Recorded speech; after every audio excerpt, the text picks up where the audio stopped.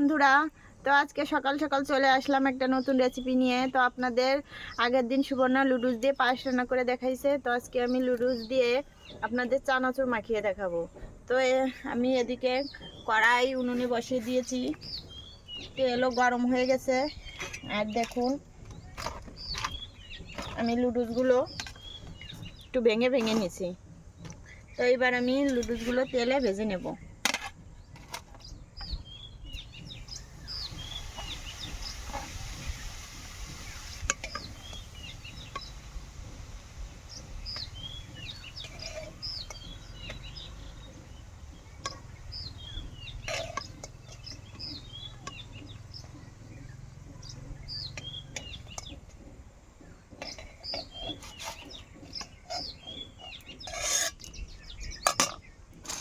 আমি এভাবে সব লুডুসগুলো ভেজে নেব।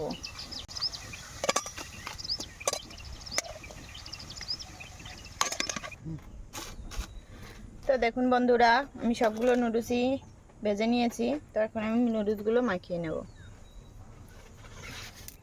তো লুডুস মাখানোর জন্য দেখুন পেঁয়াজ কুচি, কাঁচা লঙ্কা কুচি, শসা, টমেটো কুচি করে নেওয়া হয়ে গেছে। তো এখন লুডুসগুলো একটু ভেঙে নেব। ভেঙে নিয়ে সব কিছু দিয়ে ভালো করে মেখে নেব।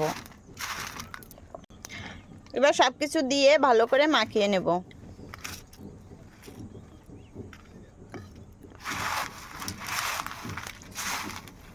লুডুস মাখার প্রধান উপকরণ হচ্ছে সরিষার তেল। তো এখন আমি সরিষার তেলও দিয়ে দেব।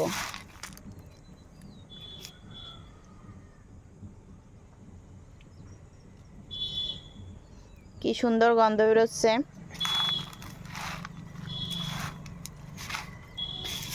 আর দিয়ে দেব লুডুসের যে মশলা থাকে সেই মশলাটা।